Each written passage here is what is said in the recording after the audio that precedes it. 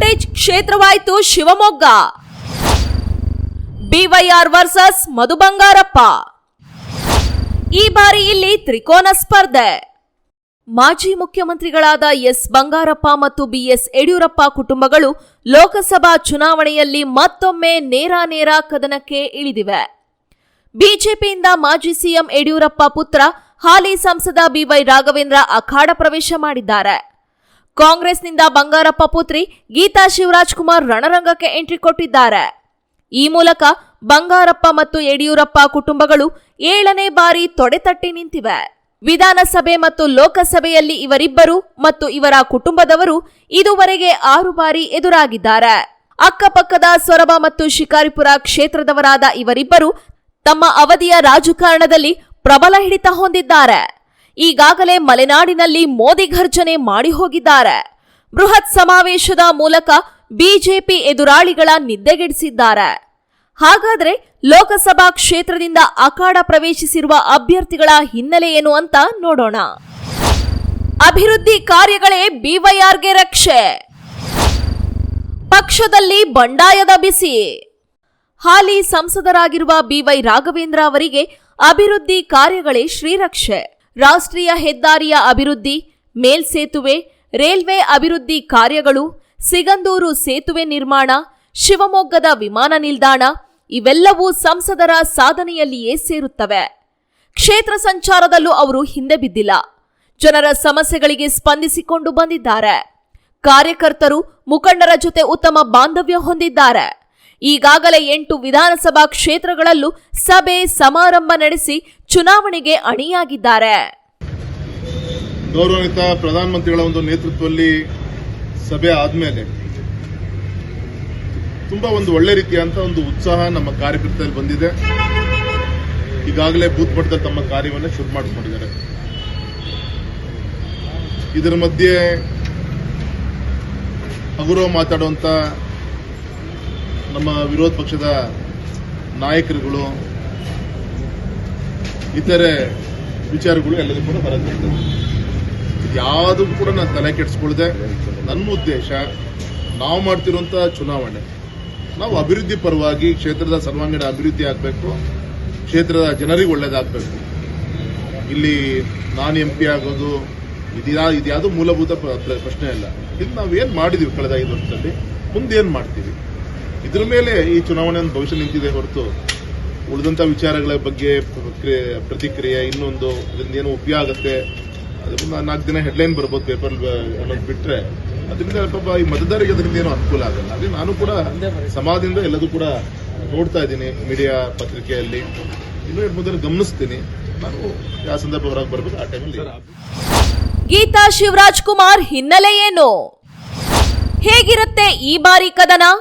ಈ ಬಾರಿ ಕಾಂಗ್ರೆಸ್ ಅಭ್ಯರ್ಥಿಯಾಗಿ ಗೀತಾ ಶಿವರಾಜ್ಕುಮಾರ್ ಸ್ಪರ್ಧೆ ಮಾಡಿದ್ದಾರೆ. ಎಸ್ ಬಂಗಾರಪ್ಪನವರ ಪುತ್ರಿ ಡಾಕ್ಟರ್ ರಾಜ್ಕುಮಾರ್ ಅವರ ಸೊಸೆಯೂ ಕೂಡ ಹೌದು.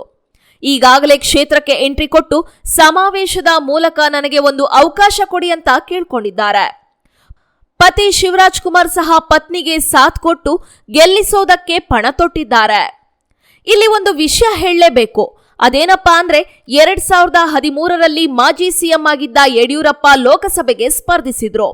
ಜೆಡಿಎಸ್ನಿಂದ ಅಚ್ಚರಿ ಅಭ್ಯರ್ಥಿಯಾಗಿ ಗೀತಾ ಶಿವರಾಜ್ಕುಮಾರ್ ಅವರನ್ನ ಕಣಕ್ಕಿಳಿಸಲಾಗಿತ್ತು. ಪ್ರಚಾರದಲ್ಲಿ ಹ್ಯಾಟ್ರಿಕ್ ಹೀರೋ ಶಿವರಾಜ್ಕುಮಾರ್ರನ್ನ ನೋಡಲು ಬಂದ ಜನಸ್ತೋಮದ ಬೆಂಬಲ ಮತವಾಗಿ ಪರಿವರ್ತನೆಯಾಗದೆ 3ನೇ ಸ್ಥಾನಕ್ಕೆ ಕುಸಿದ್ರು. 2018ರ ಲೋಕಸಭೆ ಉಪಚುನಾವಣೆ ಮತ್ತು 2019ರ ಸಾರ್ವತ್ರಿಕ ಚುನಾವಣೆಯಲ್ಲಿ ಬಂಗಾರಪ್ಪ ಪುತ್ರ ಮಧು ಬಂಗಾರಪ್ಪ ಮತ್ತು ರಾಘವೇಂದ್ರ ಅಲ್ಪಾವಧಿಯಲ್ಲಿ 2 ಬಾರಿ ಎದುರಾದರು. ಆದರೆ 2 ಸಲವೂ ರಾಘವೇಂದ್ರ ಜಯಗಳಿಸಿದ್ರು.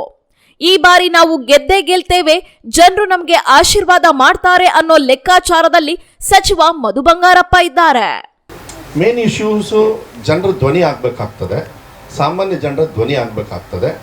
ಸರ್ಕಾರ ಇವತ್ತು ಆ ಕೆಲಸವನ್ನು ರಾಜ್ಯ ಮಟ್ಟದಲ್ಲಿ ಮಾಡಿದ್ದಾರೆ. ಅದನ್ನು ನನಗೆ ವಿಶ್ವಾಸ ಇದೆ. ಗೀತಾ ಶಿವರಾಜ್ಕುಮಾರ್ ಅವರು ಈ ರಾಜ್ಯದ ಈ ಜಿಲ್ಲೆಯ ಹಾಗೂ ರಾಜ್ಯದ ಅಂತಲೂ ಹೇಳಬೇಕಾಗ್ತದೆ. ಯಾಕೆಂದರೆ ಅವ್ರದ್ದು ಕೂಡ is state face valid. Karwar ಈ ಕಡೆ ಭಾಗದಲ್ಲಿ ಸಮಸ್ಯೆ. ನನಗೆ ಮೇಯ್ನಾಗಿ ಧ್ವನಿ ಬೇಕಾಗಿರೋದು ನಮಗೆಲ್ಲರಿಗೂ ಕೂಡ ಒಂದು ಕೇಂದ್ರ ಸರ್ಕಾರದಲ್ಲಿ ಕೇಂದ್ರ ಸರ್ಕಾರದ ಸಮಸ್ಯೆಯನ್ನು ನಿವಾರಣೆ ಮಾಡ್ತಕ್ಕಂಥ ಸಮಸ್ಯೆಗೆ ಆ ಸ್ಪಂದನೆ ಮಾಡ್ತಕ್ಕಂಥ ಕೆಲಸನ ಮಾಡಬೇಕು. 2009ರಿಂದ ಇಲ್ಲಿಯವರೆಗೆ ಕಾಂಗ್ರೆಸ್ಗೆ ಇಲ್ಲಿ ಗೆಲುವು ಮರೀಚಿಕೆಯಾಗಿದೆ. ಹಿಂದಿನ 2 ಸ್ಪರ್ಧೆಗಳಲ್ಲಿ ಅಭ್ಯರ್ಥಿಯಾಗಿ ಪರಾಜಯ ಕಂಡಿದ್ದ ಮಧು ಬಂಗಾರಪ್ಪ ಈಗ ಶಿಕ್ಷಣದೊಂದಿಗೆ ಜಿಲ್ಲಾ ಉಸ್ತುವಾರಿ ಸಚಿವ. ಕೆಪಿಸಿಸಿ ಮುಖಂಡರ ಮನವೊಲಿಸಿ ತಮ್ಮ ಹಿರಿಯ ಸಹೋದರಿಗೆ ಟಿಕೆಟ್ ಗಿಟ್ಟಿಸಿಕೊಳ್ಳುವಲ್ಲಿ ಯಶಸ್ವಿಯಾಗಿರುವ ಅವರು ಈ ಬಾರಿ ಬಿಜೆಪಿಯನ್ನ ಸೋಲಿಸಲೇಬೇಕು ಎಂಬ ಉಮೇದಿನಲ್ಲಿದ್ದಾರೆ. ಈ ನಡುವೆ ಬಿಜೆಪಿಯಲ್ಲಿ ಭಿನ್ನಮತ ಸ್ಫೋಟಗೊಂಡು ಪಕ್ಷೇತರ ಅಭ್ಯರ್ಥಿಯಾಗಿ ಸ್ಪರ್ಧೆ ಮಾಡೋದಾಗಿ ಮಾಜಿ ಸಚಿವ ಕೆಎಸ್ ಈಶ್ವರಪ್ಪ ಘೋಷಣೆ ಮಾಡಿರೋದು ಬಿಜೆಪಿಗೆ ಬಿಸಿ ತುಪ್ಪವಾಗಿದೆ. ಇವರು ಬಿಟ್ಟು ಅವರು ಯಾರು? ಬಂಡಾಯದ ಬಾವುಟ ಹಾರಿಸಿರುವ ಈಶ್ವರಪ್ಪ. ಬ್ರಹ್ಮ ಬಂದ್ರು ನನ್ನ ನಿರ್ಧಾರ ಅಚಲ. ತಮ್ಮ ಪುತ್ರ ಕೆಇ ಕಾಂತೇಶ್ಗೆ ಹಾವೇರಿ ಟಿಕೆಟ್ ಮಿಸ್ ಆಗಿರೋದಕ್ಕೆ ಬಿಎಸ್ ಯಡಿಯೂರಪ್ಪ ಮತ್ತು ಅವರ ಪುತ್ರ ಬಿಜೆಪಿ ರಾಜ್ಯಾಧ್ಯಕ್ಷ ಬಿವೈ ವಿಜಯೇಂದ್ರ ಅವರೇ ಕಾರಣ ಅಂತ ಮಾಜಿ ಸಚಿವ ಈಶ್ವರಪ್ಪ ಬಹಿರಂಗ ಸಮರ ಸಾರಿ ಬೆಂಬಲಿಗರ ಸಭೆ ನಡೆಸಿ ಚುನಾವಣೆಗೆ ಶಿವಮೊಗ್ಗ ಲೋಕಸಭಾ ಕ್ಷೇತ್ರದಿಂದ ಸ್ಪರ್ಧೆ ಮಾಡೋದಾಗಿ ಘೋಷಣೆ ಮಾಡಿದ್ದಾರೆ. ಅಲ್ಲದೆ ಪ್ರಧಾನಿ ಮೋದಿ ಅಮಿತ್ ಶಾ ಸಂಧಾನಕ್ಕೂ ಬಗ್ಗೋದಿಲ್ಲ, ಬ್ರಹ್ಮ ಬಂದ್ರು ನನ್ನ ನಿರ್ಧಾರ ಅಚಲ ಎನ್ನುವ ಮೂಲಕ ಸಂಧಾನಕ್ಕೆ ಸೊಪ್ಪು ಹಾಕದೆ ಇರೋದು ಬಿಜೆಪಿಗರಿಗೆ ಸಂಕಷ್ಟ ತಂದೊಡ್ಡಿದೆ. ರಾಜ್ಯದ ಬಿಜೆಪಿನಲ್ಲಿ ಅನೇಕ ಕಾರ್ಯಕರ್ತರು ಸಿಟಿ ರವಿ,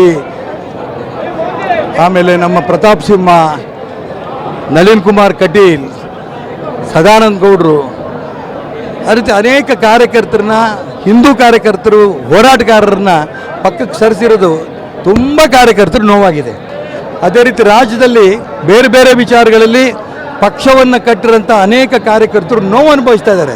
ಈ ಸಂಘಟನೆಯಲ್ಲಿ ಮುಂಚೆ ಇದ್ದಂಥ ಬಿ ಜೆ ಪಿ ಅಲ್ಲ, ಇದು ಒಂದು ರೀತಿ ಕಾಂಗ್ರೆಸ್ ರೂಪ ಆಗ್ತಾ ಇದೆ. ಅದನ್ನೆಲ್ಲ ನನಗೆ ಫೋನ್ ಮಾಡಿದಾಗ ವಾಪಸ್ ಇದ್ರ ಬಗ್ಗೆ ಚರ್ಚೆ ಆಗಬೇಕು ಕರ್ನಾಟಕ ರಾಜ್ಯದಲ್ಲಿ ಅಂತ ನಾನು ಸ್ಪರ್ಧೆ ಮಾಡ್ತಾ ಇದ್ದೇನೆ.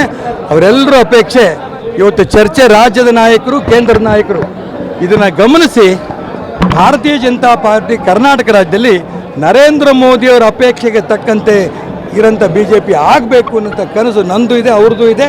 ಆ ದಿಕ್ಕಿನಲ್ಲಿ ಚುನಾವಣೆ ನಾನು ಸ್ಪರ್ಧೆ ಮಾಡ್ತಾ ಇದ್ದೇನೆ ಶಿವಮೊಗ್ಗ ಲೋಕಸಭಾ ಕ್ಷೇತ್ರದಿಂದ. ಎಲ್ಲ ನಮ್ಮ ಹಿತೈಷಿಗಳು, ಕಾರ್ಯಕರ್ತರು ಅವರೆಲ್ಲರದ್ದು ಅಪೇಕ್ಷೆ ಈ ಕ್ಷೇತ್ರದಲ್ಲಿ ನಾನು ಗೆಲ್ಲಬೇಕು, ನರೇಂದ್ರ ಮೋದಿಯವ್ರನ್ನ ಮತ್ತೊಮ್ಮೆ ಪ್ರಧಾನಮಂತ್ರಿ ಆಗೋಕ್ಕೆ ಅವ್ರ ಕೈ ಎತ್ತೋ ರೀತಿಯಲ್ಲಿ ನಾನು ಅವರೆಲ್ಲರ ಪರವಾಗಿ ನರೇಂದ್ರ ಮೋದಿಯವರಿಗೆ ಪ್ರಧಾನಮಂತ್ರಿಗೆ ಕೈ ಎತ್ತಬೇಕು ಅಂತ ಅವ್ರ ಅಪೇಕ್ಷೆ ಇದೆ.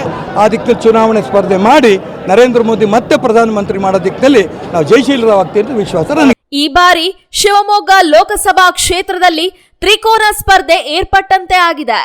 ಈಶ್ವರಪ್ಪ ಬಂಡಾಯವನ್ನ ಬಿಜೆಪಿ ಹೈಕಮಾಂಡ್ ಶಮನ ಮಾಡತ್ತಾ ಅನ್ನೋದು ಕುತೂಹಲ ಕೆರಳಿಸುವಂತೆ ಮಾಡಿದೆ. ಅದೇನೇ ಇದ್ರೂ ಶಿವಮೊಗ್ಗ ಲೋಕಸಭಾ ಕ್ಷೇತ್ರ ಈ ಬಾರಿ ಹೈ ವೋಲ್ಟೇಜ್ ಕ್ಷೇತ್ರವಾಗಿ ಇಡೀ ರಾಜ್ಯದ ಗಮನ ಸೆಳೆಯೋದ್ರಲ್ಲಿ ಅನುಮಾನವೇ ಇಲ್ಲ. News room, Kannada medium 24x7.